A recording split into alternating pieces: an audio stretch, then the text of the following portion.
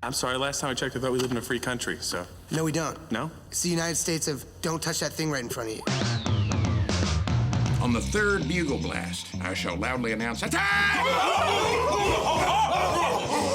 At which point, we will all jump out of this box. Great Scott! I don't trust this kid any further than I can throw it. Dum-dum, you give me gum-gum. Well, with your bad knee, Ed, you shouldn't throw anybody. Are you telling me that you built a time machine out of a DeLorean? Don't cross this line! I'm back. You, Sagatawagalanes. That is not my name. This town needs an enema. Who are these people? Hey everybody, welcome back to the intersection of faith, family, and filmmaking. You're listening to Fearless with Mark and Amber. Here you'll find hope, truth, and practical encouragement to stand strong in your faith and lead your family with courage in today's culture.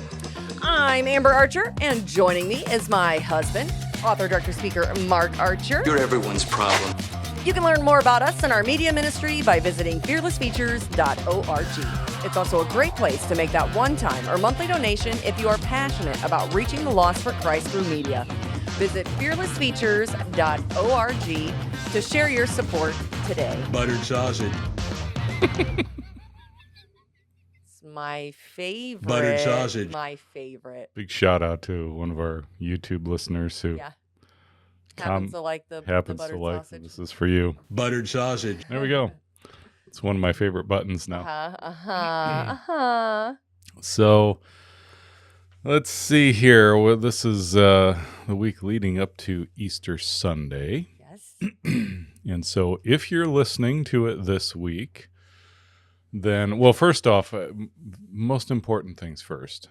Most important. So we're actually recording this on Monday. It comes out on Tuesday morning, but this is this is Batman's birthday, and I just want to point that out.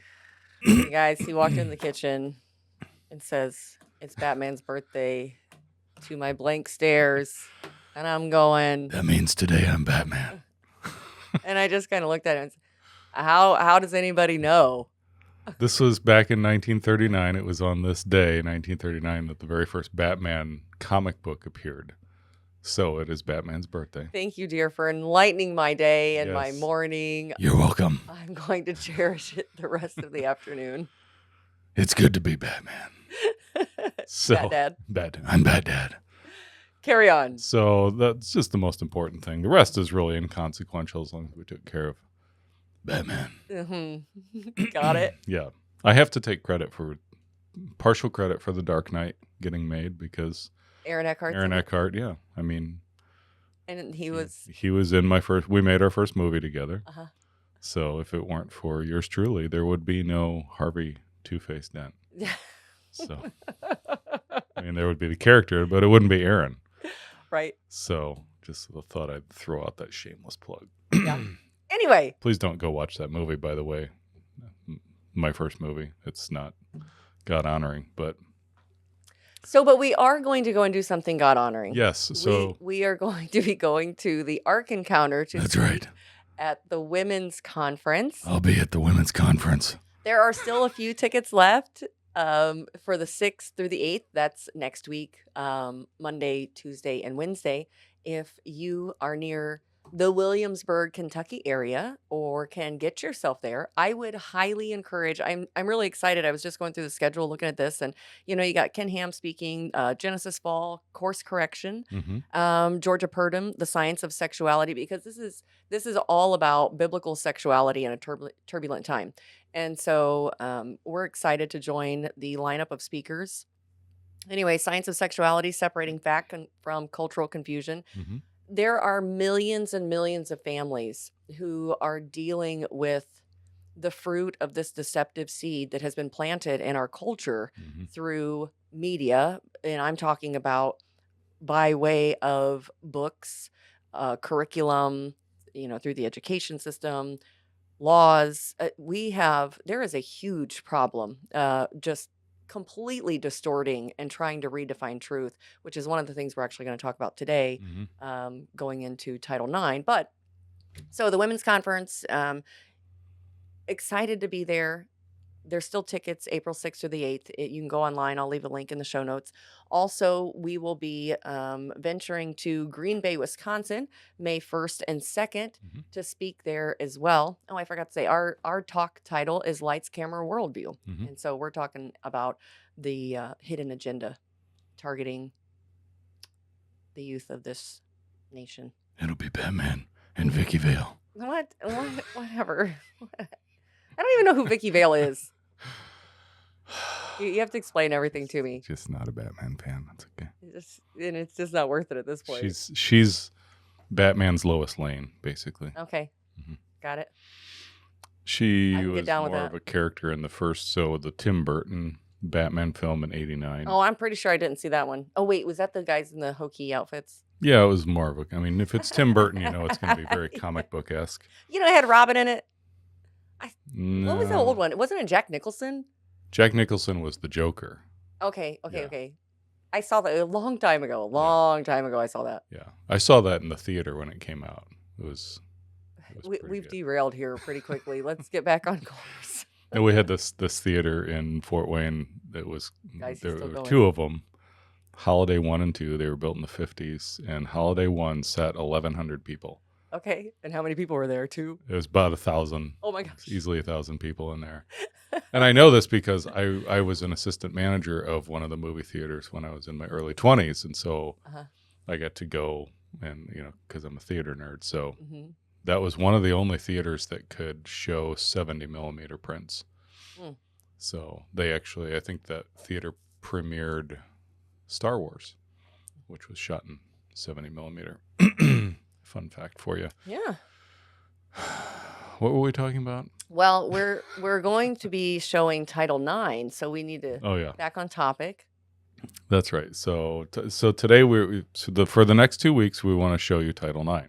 Much like we did with Dysphoria, where we went through a 4-part series because Dysphoria is so long. Title IX, 2-part series. Yeah, Title IX is about an hour and 10. So we're going to break it up into 2 weeks here, and because we thought in the spirit of defiance towards big tech, because Amazon in particular.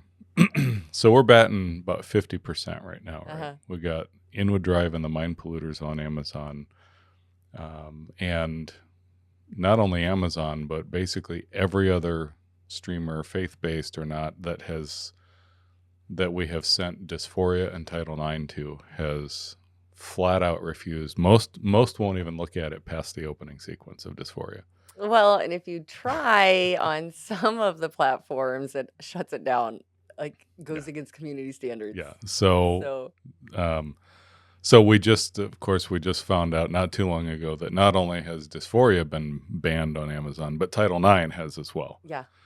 So we'll show them anyway. So interesting, just I guess kind of side note. Title IX is essentially a spin-off of Dysphoria. We had so much material, and there were other storylines that we couldn't develop. And so when we finished Dysphoria, kind of looked back and went, there's these other points that really didn't get made because we ran out of time, didn't want to make it into a 3-hour epic. So we went back and looked at it and said, yeah, there's enough here to basically make a whole nother film. So you will notice a lot of the same people in Title IX that you saw in Dysphoria. There's one new one that was not in Dysphoria. We interviewed her for Dysphoria, but her part got put into Title IX. And but the interesting side story that we haven't really talked about, we had so much backlash about Dysphoria because, as you've seen, if you've watched it, the opening sequence is scripture. And we did the same thing with the Mind Polluters, but Dysphoria is really in your face. And without hesitation, without fail, if somebody's going to say no to Dysphoria, we know that they turn it off during the opening sequence because we can see when we send them screeners when they turn it off. So we thought with Title IX, okay, all of the backlash that we keep getting, they keep saying too heavy on the scripture. Gotta remove Jesus, gotta remove Satan. Right.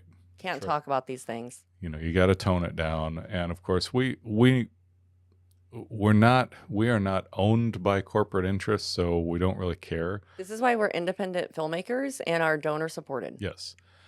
So, but we thought, okay, let's test this theory because we can tell the same truth. We're not going to back off of the truth.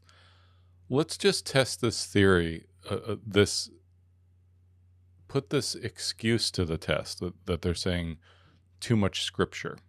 So we said, okay, let's say the same thing, except let's not smack everybody with scripture all the way through. So one of the things that you'll notice is we don't put scripture up on screen. There are references to when people are speaking. Right. But we don't make that an editorial element. We thought, okay, well, we'll just try this and see if it makes any difference at all. And you know what? It made no difference at all. None. So, in fact, now you're telling people and showing people where the problems are, and people are engaging, and now you're even more of a problem. Right. Okay. I theorized that this would be the case, except that Title IX would be labeled as a political film. Yeah. And I haven't really heard that. Mostly people just dismiss them both together and just because Title IX talks about transgenderism again. Except you're going to hear about the lawfare, especially, and understanding what Title IX was put in place for in the first place. So anyway, we're going to show the first half of Title IX today. So do you have anything else to add there? No, I think there's going to be an interesting thing in this first section, because we didn't get a chance to talk about it in dysphoria, but it's absolutely talked about in Title IX, is the issue of dysmorphia. Oh yeah. And so it's really taken on a new understanding for us, especially throughout this health journey that we've been on, and understanding what body dysmorphia actually is and looks like. And so when you watch this, and a few people commented to us when we were showing dysphoria, the physical difference in both of us now versus in the film. And Title IX was done pretty close to when we did dysphoria.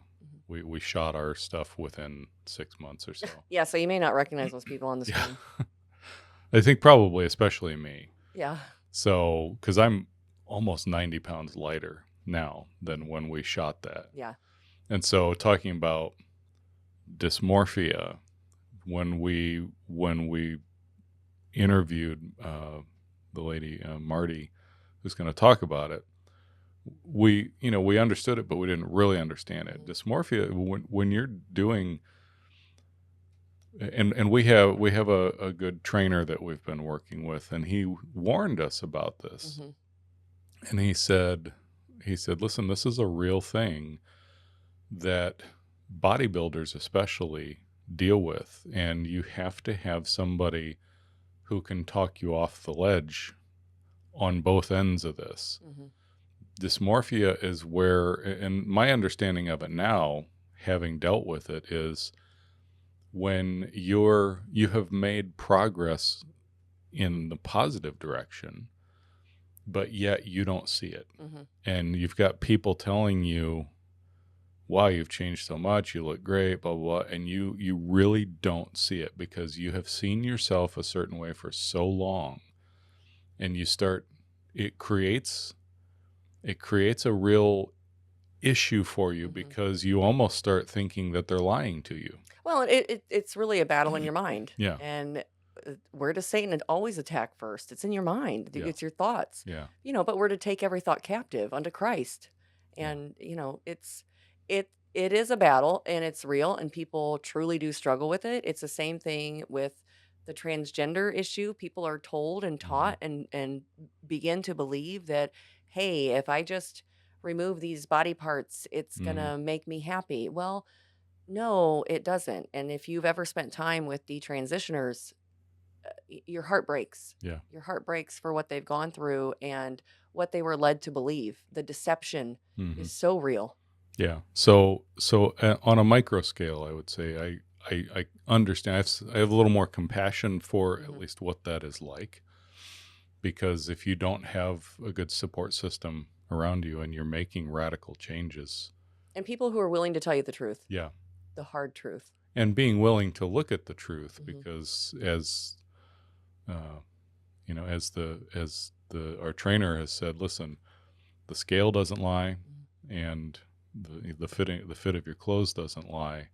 You have to trust the actual science, the actual data to it, and have somebody who can help you through that. And it's still something that but now going back and I look at these and I think, wow, that's a different person. Yeah. Anyway, so with that, let's show the first part of Title IX. All right.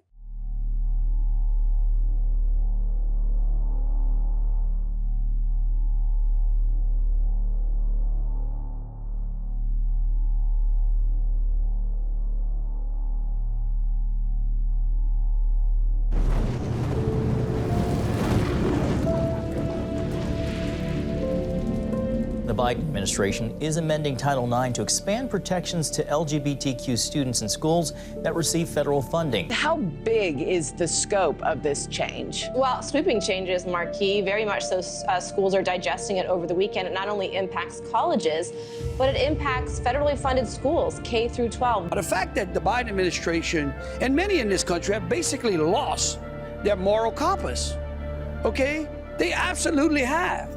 The fact that we will now push women out of positions simply because there are people out there that want to identify as an opposite sex. When I saw the news on what Joe Biden just did to women's rights and Title IX and due process for young men on college campuses and free speech,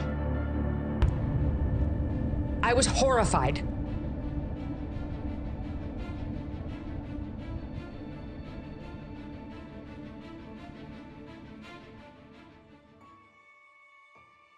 In June of 2023, the Biden administration announced its proposed changes to the defining language of Title IX of the Civil Rights Act, originally passed in 1964 and amended with the addition of Title IX in 1972 to redefine biological sex to now include sexual orientation as well as sexual identities.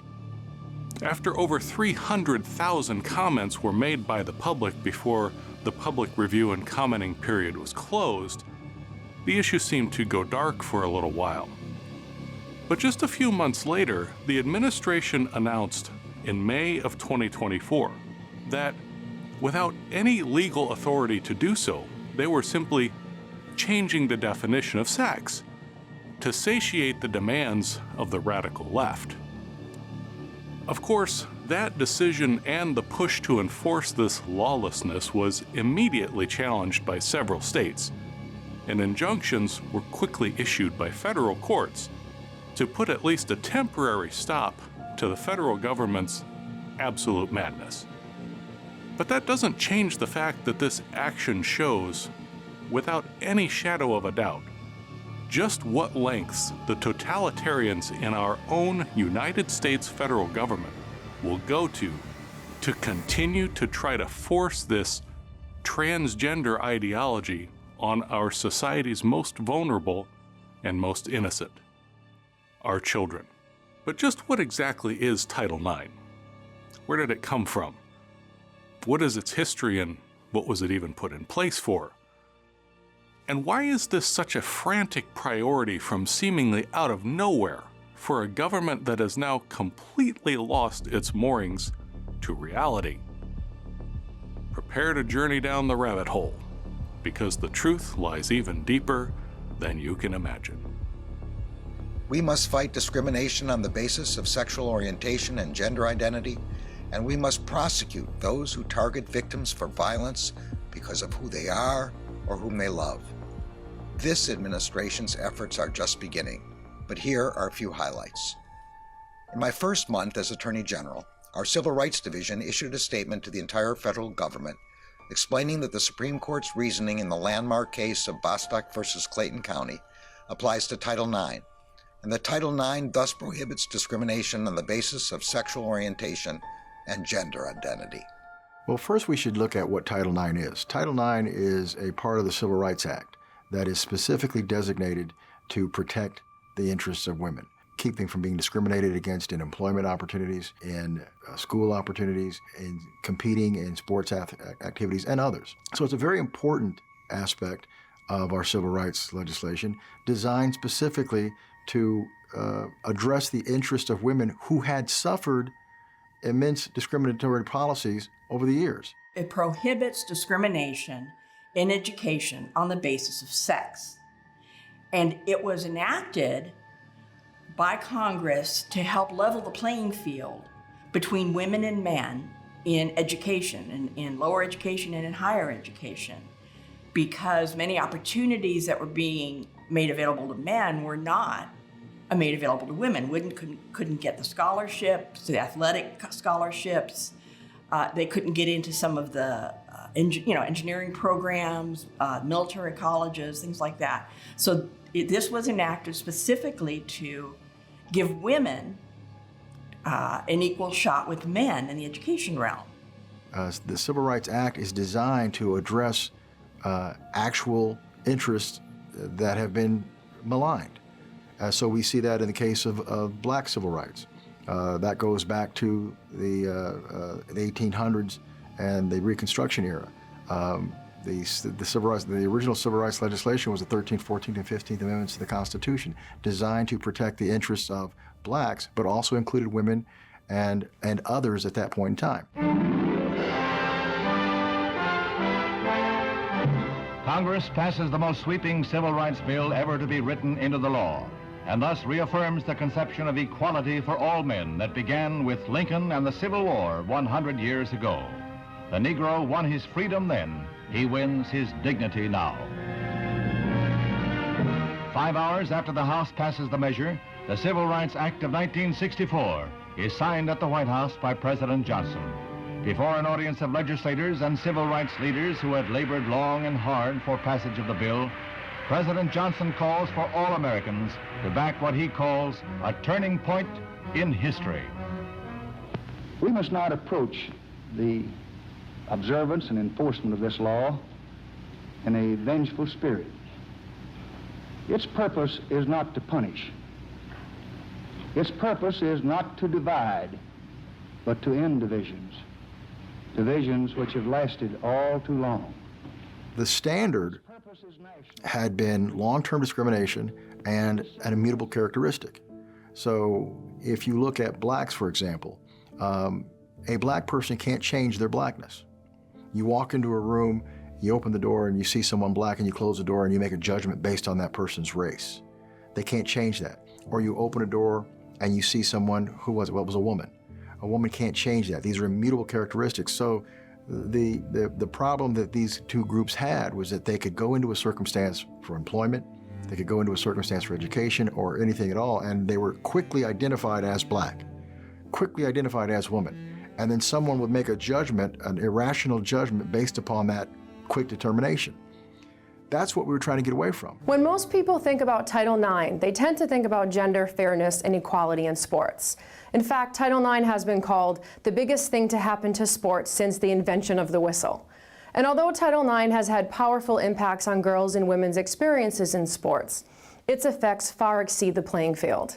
Originally modeled after the Civil Rights Act of 1964, Title IX was passed by Congress in 1972 as an educational amendment to ensure equal opportunity in education regardless of sex, from kindergarten to postgraduate school.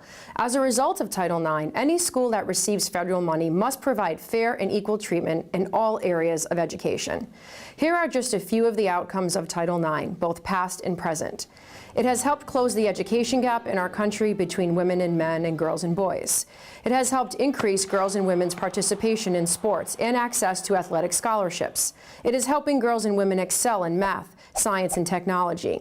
It protects all students from gender-based harassment and violence, and it supports both coeducational and single-gender education at the college level. Title IX is just as relevant today as it was in 1972 because it continues to bring us closer to achieving gender equality, not just in sports, but in many critical areas of education. So why is the radical left in our nation and in our government so completely obsessed with now equating the rights of women and minorities with homosexuals and, more specifically, men who want to pretend to be women? Quite simply because they have tried and failed over and over again to force this issue on society through the legislative process and have been met time and time again with failure. Over the past several years, those who advocate for the LGBTQ agenda have been attempting to expand its reach to include not discriminating on the basis of sexual orientation and gender identity. They've tried several times to amend the law, and although they came close in 2021 by getting the House of Representatives to pass what was called the Equality Act, it still did not pass the Senate. Therefore, they have failed to pass this into actual law at every attempt. So what now is the game plan of the left to force this in our culture?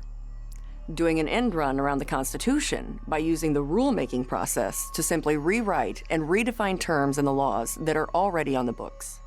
Before she leaves, another good idea from Senator Stabenow. Pass the Equality Act today. The Equality Act is stalled out. It wants to add sexual orientation and gender identity as a part of the protection for sex. Put it right there with sex. Well, we didn't get that, so let's go the backdoor way. The backdoor way is going through the rule process. Congress has provided agencies, federal agencies, to craft rules. And they're typically rules in order to affect the procedural or process of the agency. And what happens in many cases, and what's happening here, is it becomes a substitute for the actual act of legislating. So you're legislating by rule versus legislating through the Congress. And so now we're facing a rule change that would include in the definition of sex under Title IX, sexual orientation and gender identity. Well, what is the effect of that? If that rule is changed, it's the same thing as the law having been passed by Congress, only Congress didn't pass the law. So nobody in Congress is actually accountable for the action. This was done by an unelected bureaucratic agency.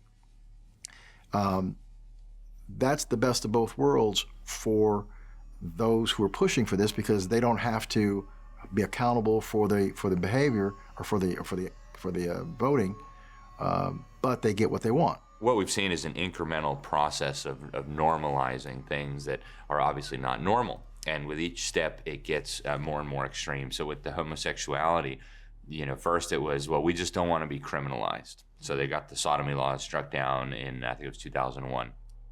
Then they said, well, now we just don't want to be, deprived of marriage, so-called. And then, so then they got the so-called homosexual marriage from the Supreme Court.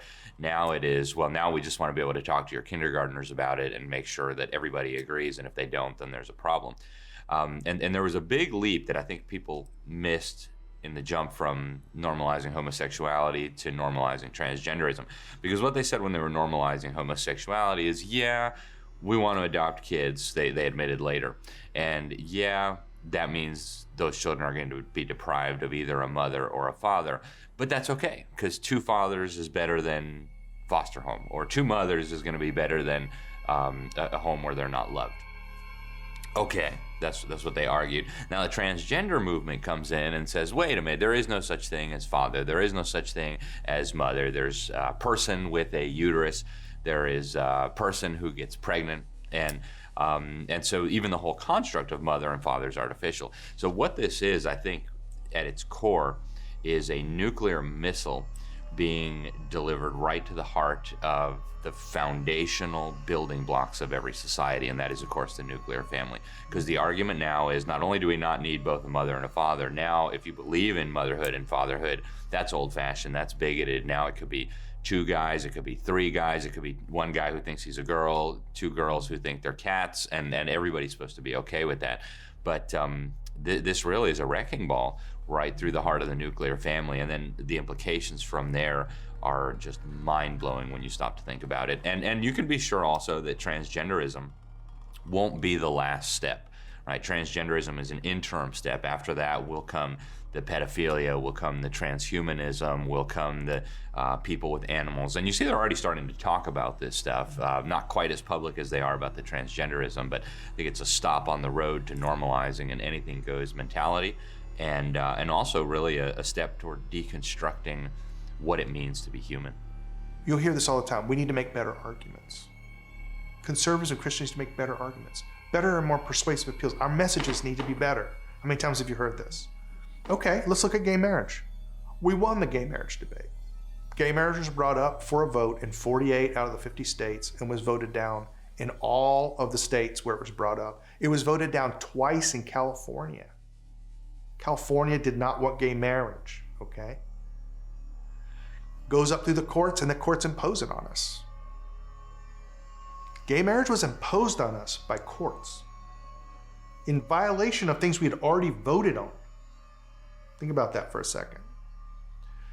That is another level of social power, right? We are not actually ruled as a democratic institution. There is a kind of a democracy that you participate in, but it's carefully designed to make you believe that this democracy is the way you can effect securing your interests, right? Actually, you're ruled by agencies and judges in this country. And once you understand that, you can actually start to wield power. For those who don't identify as male or female, the Indiana BMV now offers a third gender option for Hoosiers to put on their driver's licenses or state IDs. WANE 15's Tony Sandlaben spoke to the Bureau of Motor Vehicles, and he joins us now. And Tony, what's this new option?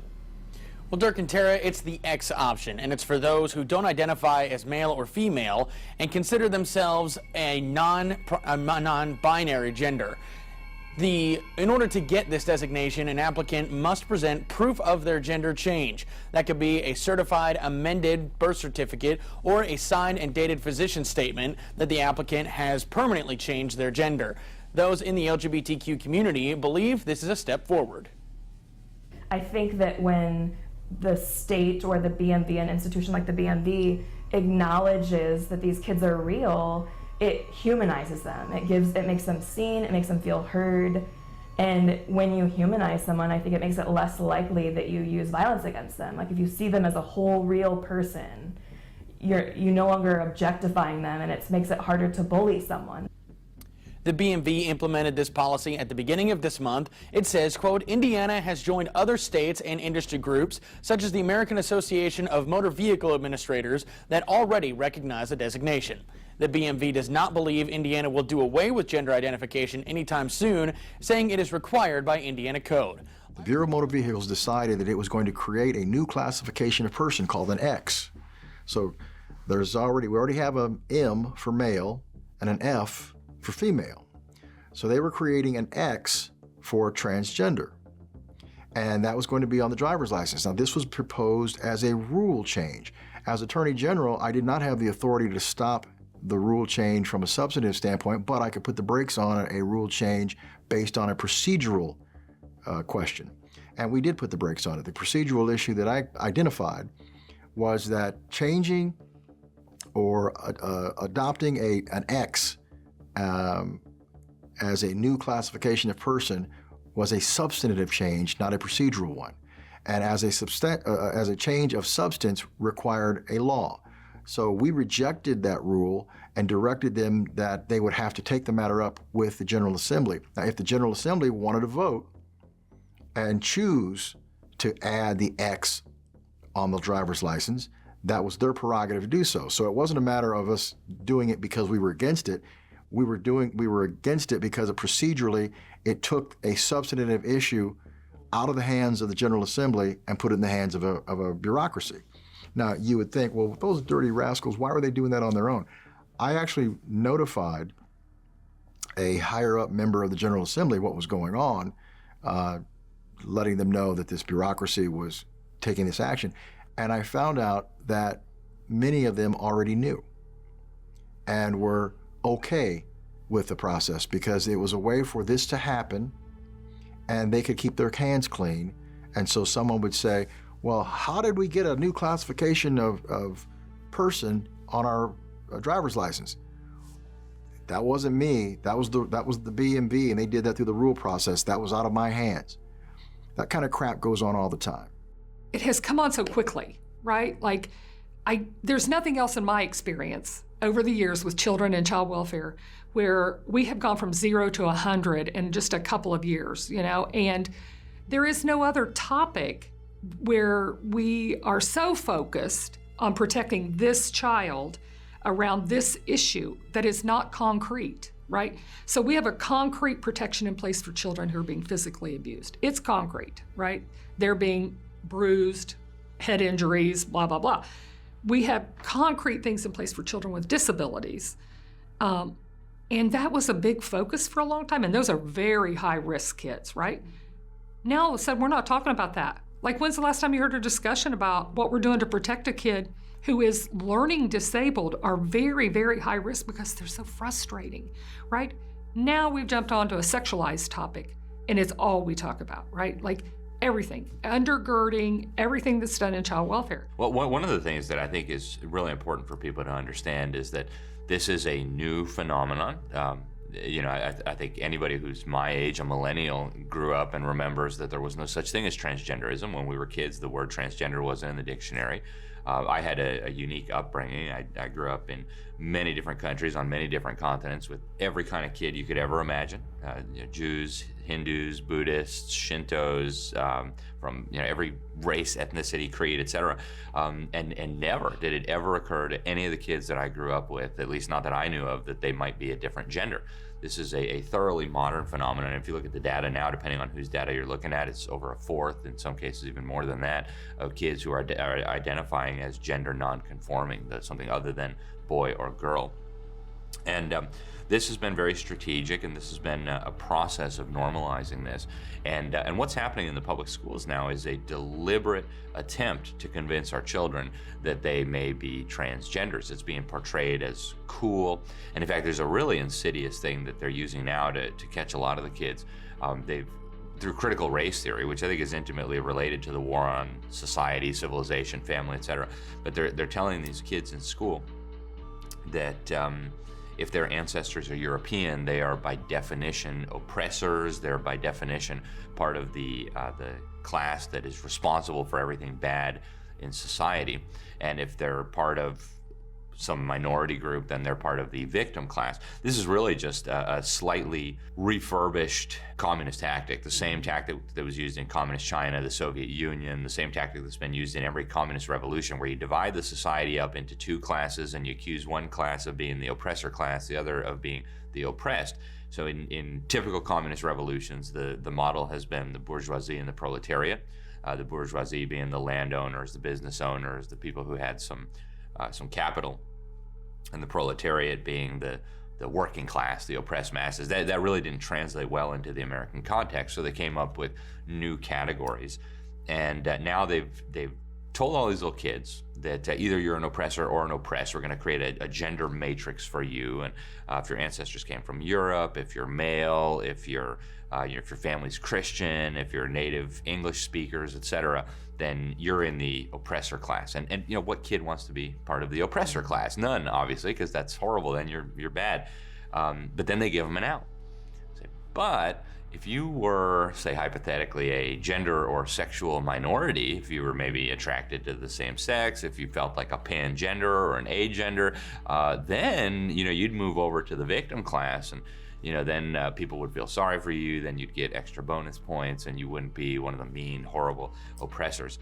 So it's one of the psychological tricks that they're using to get children ensnared in this movement. The seduction is overwhelming now for transgender. And if you want to be accepted, fashionable, used to be fashionable by being gay.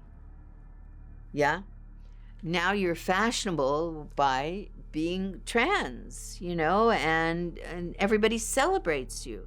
Well, you want to be celebrated, And if you don't have a father, in particular, you don't have the male, a real model, let's say a real father, You know, not somebody who's looking at paper dolls, right? Which is pornography, or viewing it on films now, you know, and video and whatnot. Yeah, you're much more susceptible to seduction.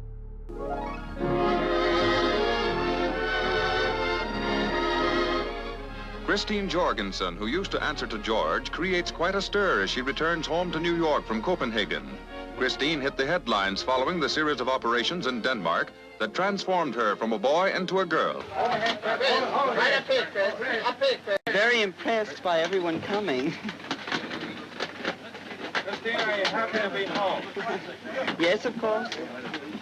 What American wouldn't be? Have you been offered a movie contract? Yes, but I haven't accepted it. Do you have any plans regarding the theater?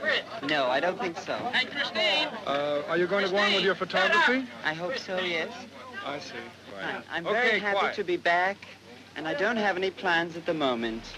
And I thank you all for coming, but I think it's too much. Of course, the roots of what is now called transgenderism in modern Western society go all the way back to men like Alfred Kinsey, who wrote and published his books, Sexual Behavior in the Human Male and Sexual Behavior in the Human Female, in 1948 and 1953, respectively. So is it purely coincidental that 5 years after Kinsey's first book, which first introduced the notion of fluidity in sex and sexual preference, known as the Kinsey scale, that someone like George Jorgensen would emerge onto the world stage as the first high-profile transgender? Perhaps, but not likely. You see, as we exposed in The Mind Polluters, Kinsey's data tables that were used for decades after to prove homosexuality, transvestitism, and even bestiality to be normal variations of human sexuality were actually comprised of data collected by rapists and pedophiles and sent to Kinsey. His now famous Table 34 was later shown to be exactly that, the documented crimes of a pedophile named Rex King, who worked for the U.S. federal government as a land examiner. And that mantle of perversion was quickly picked up and carried forward by other men like John Money and Harry Benjamin, whom, as we talked about in Dysphoria, invented the concept of transgenderism, pushing the notion that sex and gender were actually different from each other. And they then pushed that theory into the research and medical communities through the textbooks used in the universities. This led into what we now see as the total normalization of this fake science through academia. Then it went into the legal system, and then into the courts, and now it completely infects our society. But George, or Christine Jorgensen, wasn't a pioneer in anything other than the personification of a mental condition that had already been known for years, called body dysmorphia. And out of dysmorphia came the modern-day term of dysphoria, which has been forced into society through all of the same channels. Who you are, what you remove, and what you, for example, the female to male, they have a radical mastectomy and they have a hysterectomy. I don't consider that anything wrong because that does not belong to that person. That person, female to male transsexual, those are abhorrent parts of the body that does not belong to them. Who you are as a person and this equipment that keeps that person alive, this equipment is not as important. Well, it's important because you can't keep that alive without it. But as far as sex organs and so forth, they're not major organs. You can live without them. So if I have dysmorphia, I probably, like some traumatic event has occurred in my life to lead me to not like my body. So that could have been, like sexual abuse, for example, can lead to dysmorphia because whatever part of the body was abused then becomes the flashpoint, the memory, the whatever. So it's not unusual, for example, to see boys who have been sexually abused not like that part of their body. Doesn't mean they want to get rid of it though, right? That's not dysphoria. That's dysmorphia. They don't like that part of their body. Probably the most common one people understand is eating disorders. Those are usually people with this dysmorphia. They don't like their body. And they see something different in the mirror than you see, right? That's the problem. You see this vibrant, healthy person and they see someone fat, right? That's dysmorphia. When they see something different, not that they just dislike something, but they see something different, and the dislike of it interferes with their ability to function, right? Those are the things. So those are the kids that you see in psych units and other places getting treated. Sometimes it'll be inappropriate sexual behavior because they're trying to find a way to prove they're worthy, right? And they do that inappropriately. Or they have this misconception of chubby girls, for example. This is one that's used that you see a lot. Chubby girls become sexually active because they're proving they're attractive, and the way they prove they're attractive is by being sexually active. Well, that's sort of related to dysmorphia usually. And that has been long time now, has been a mental illness, right? Way before the LGBT, many years now, that's been an issue. We didn't even have LGBTQ, right? When that became a diagnosis. Like we talked about in dysphoria, the roots of the transgender movement, ideologically, can be traced to the Communist Manifesto, as well as the 45 Communist Goals for America, first documented by being read into the congressional record in 1963. The goal of communism has always been the destruction of Western society through the intentional targeting of everything that makes Western society strong. Morality, social cohesion through law and order, and the essential nuclear family, one man, one woman, and children raised in a moral framework to carry on society through strong family units. And it was first attacked through the sexual revolution, then the feminist movement, then the normalization of pornography, then the breakdown of marriages, which leads to defenseless children raised in broken homes, and you get to where we are today. Children being raised by screens, abandoned by the church, and easily influenced to first believe that there are no moral absolutes, then to believe that there are no physical or biological absolutes, and now they believe that they can invent their own truth and become any gender that they want. Mass chaos, divide and conquer, and while we're at it, let's not forget the villainization of masculinity to destroy the natural defenders of the family and of societal order, the men. And it's all been designed over decades of carefully orchestrated undermining of truth through a gradual process of inventing scientific facts to drive a narrative that will eventually destroy a nation. What they'll do is they'll pick some interest group. In the case of transgenders, the most obscure and meaningless group you could imagine, cross-dressers. They pick this identity group. And their goal is to turn this identity group into a victim status where they can claim rights at law.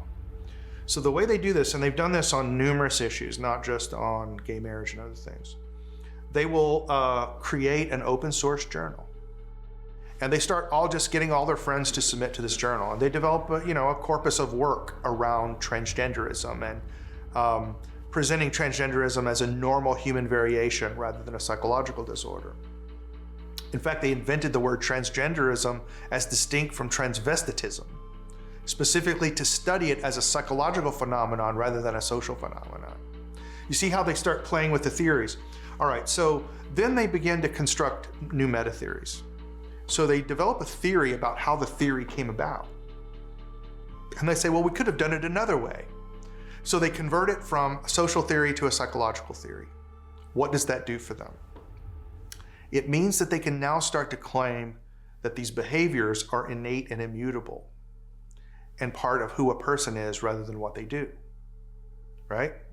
So then they get a corpus of work around that, and then they convert this open source journal, now that they have this big body of peer-reviewed work, they convert it to a normal psychology journal.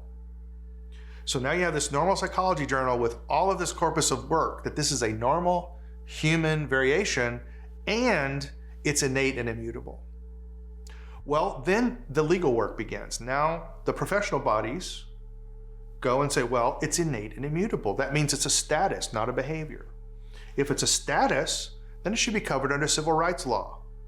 It should be covered under Title VII, which, the Supreme Court decided it was, right? So now you can't hire based on, if a man shows up in a dress, you can't discriminate against him for that, right? So that's how they manufacture these scientific facts. Then the professional bodies take this, the legal bodies take it into the law. They go into the family courts. The psychologists take it into the family courts as custody evaluators and so forth. And next thing you know, you have 10 years of court cases that establish court precedent, which binds all future courts. And now you can't get rid of it because it's in case law. The only way to get rid of it is to change it in statute. So when you go to the legislature, now you're fighting every professional body known to man. The pediatricians, the doctors, the psychiatrists, and the psychologists are all against you. Very unlikely to beat them, right, in the legislature. So that's how they manufacture scientific facts. And that's exactly how my son came to be abused. Okay, so a couple interesting things here. Number one, you met Christine Jorgensen. Yeah. Okay. Now, see how far back this has gone. This was all back in the late 40s, early 50s is when this really started. This was Kinsey and all of his proteges, John Money and Harry Benjamin. And this interesting side note, Christine Jorgensen was an Army vet. Mm. And I think Satan revels in taking someone who was a warrior and perverting them. Yeah, they're so much. When there's another story like that more recently that I almost put into a dysphoria. I think a guy who was with the 75th Ranger Battalion who became a tranny, and it's just so bizarre to look at because they show him when he was in Afghanistan. You look at him and go, that guy's pretty tough, and then he's walking around in a dress, and anyway, but it's worth going back and listening again to what Jeff Younger describes, that process of how the communist left has worked this into the court systems. Mm-hmm. You have to understand this so that you know why things are the way they are and why there's not a simple fix to this. You have to make this, you have to reverse this process.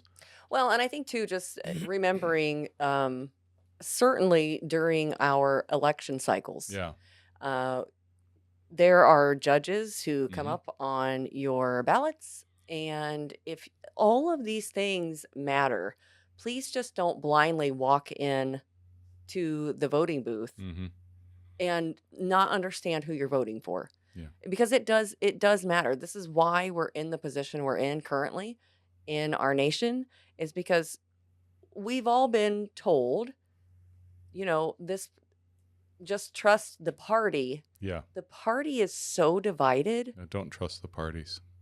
That's not the case. Do your own homework on who's actually on your ballot. That's our civic duty. Yeah. And even people who are trusted sources, trust but verify. One of the things that always happens that, people come to us now, especially at midterms, and they'll say, the day before election day. Yeah. Who are we voting for? Who are we voting for, right? This is not the time to be starting your research on these people, because midterms can determine a lot. And this is when, a handful of votes can swing an election and put somebody into office who either should be or shouldn't be.